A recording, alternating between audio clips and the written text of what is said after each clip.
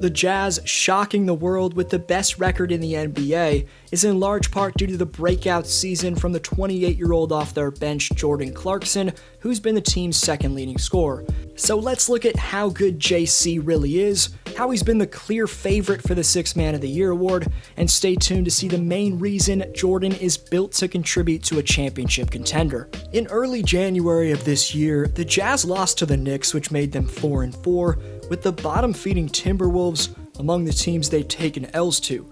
But in their next game with a win over the Milwaukee Bucks, the Jazz caught fire and began an ongoing streak of winning 20 of 21 games. You know All-Stars the Spider Donovan Mitchell and the Stifle Tower Rudy Gobert as the two backbones to Utah's success, which they undoubtedly are. However, the flamethrower Jordan Clarkson has been understatedly valuable and one of the driving forces behind why basketball fans in Salt Lake City are currently reliving their conference championship winning days in the late 90s. But if you were forced to describe the 9-year veteran backup guard in 2 words, they'd be shifty and tough. With an array of moves including ball fakes, euro steps, elusive spins, momentum behind the back dribbles, and perfectly timed stop-and-go hesitations, the speedy Filipino can manufacture offense from nothing. Clarkson's one of the fastest players across the NBA, which is at the top of the scouting report for whoever's matching up with him. Because of his speed, hang time, and polished finishing ability with either hand around the bucket, defenders are extremely concerned Jordan's going to attack the paint. In turn, that gives him all the space he needs to knock down jumpers from deep range at a very high rate. From three-point land, Clarkson's hitting a very solid 38.2% of his shots. Clarkson's right behind Donovan Mitchell in Jazz scoring, averaging a career-best 18.2 points per game, but he's actually shot a higher percentage from the field overall than Donovan, and Jordan's player efficiency rating is nearly identical to D-Mitch, just slightly higher. Regardless of that, JC's doing this for the first seed in the Western Conference, which proves that the trade Utah made for him way back on December 23rd of 2019 was one of the biggest swindles in franchise history, because with the Cleveland Cavaliers in tank mode, all the Utah Jazz had to give up for Jordan was Dante Exum and 2 second-round picks. Little did they know that the former second-rounder would turn into a Sixth Man of the Year frontrunner who has everything to do with their team's new status as a legitimate title contender. This past offseason, the Jazz signed Clarkson to a 4-year, $51.5 million deal, and he's more than living up to that contract. Recently, JC became the first player to score 40 points off the bench in under 30 minutes since it was done in 1991. In just 29 minutes in this game against the Sixers, he made 13 of his 20 field goals and a red-hot 8 of 13 three-pointers. Overall on the season, given his 18-plus point per game averages on 45% shooting from the field, which is contributing to the team with the league's best record, the question now becomes if Jay Clark will be an All-Star. He certainly deserves it, and having 3 or more All-Stars on one team isn't out of the ordinary in the NBA, as we've seen league-leading teams with multiple All-Star selections in recent NBA history. During the 2017 All-Star Game, the Golden State Warriors, who had the best record in the league that season, had 4 All-Star selections in Steph, KD, Thompson, and Draymond.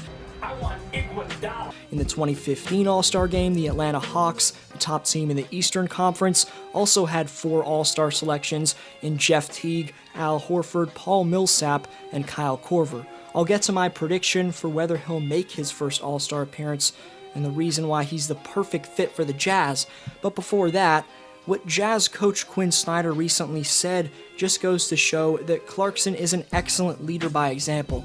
After his 40-point game, Snyder said, quote, "I think the mix that he has in his aggressiveness both from the three-point line and at the rim, we really talked a lot about his ability to shoot threes as opposed to settling for the mid-range when he's so good at the rim, and one of the things he's doing is when he does get into the paint, he's such a good finisher, but he's also got his eyes out and we want his eyes on the rim. But he's also been unbelievably unselfish. I believe in him and his teammates believe in him. He's confident to begin with, but I think that takes him to a really good place mentally. I just like the other things he's trying to do as well. I think the way that he's thrown himself into the game, you see him on the offensive glass, you see him trying to defend, and I think that helps him stay focused. He doesn't need to be too open to be aggressive and shoot the ball, and that's what we want. That's what his teammates want too, end quote. And the reason that this new electric breakout version of JC makes him the ideal fit for this Jazz roster is because of his experience. To begin his career, we'd seen how Clarkson could score at the NBA level during his Laker days, when he peaked at 15.5 points per game for those teams that never won more than 26 games during their first 3 seasons. Then, you can't forget he went on to be a rotation player next to LeBron James in his final season in Cleveland. Given the other Jazz main shot creator, D. Mitch, is much younger than Clarkson, has a lot less experience, Clarkson's not going to be afraid to take the big shots in the playoffs. He has a ton of experience, and more importantly, he has a ton of experience playing in the biggest moments. So that should really help the mantra of this Jazz team.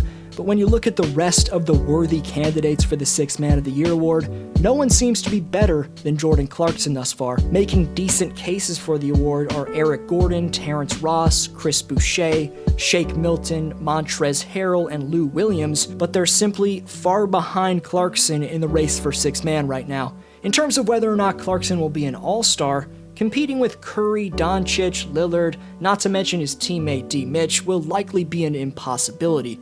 The 9-year pro out of Missouri will likely have to wait until another year to make his all-star debut, but he's still only 28. His time will come. That doesn't mean he can't lead Utah to a championship this year, though, or at least help lead Utah to a championship. But those are just my takes. Let me know yours down below, and subscribe to stay tuned for videos like this, as well as top 10s. I post at least twice a week, so stay notified, and let's be friends. You can follow me on Instagram at DFlowHoops.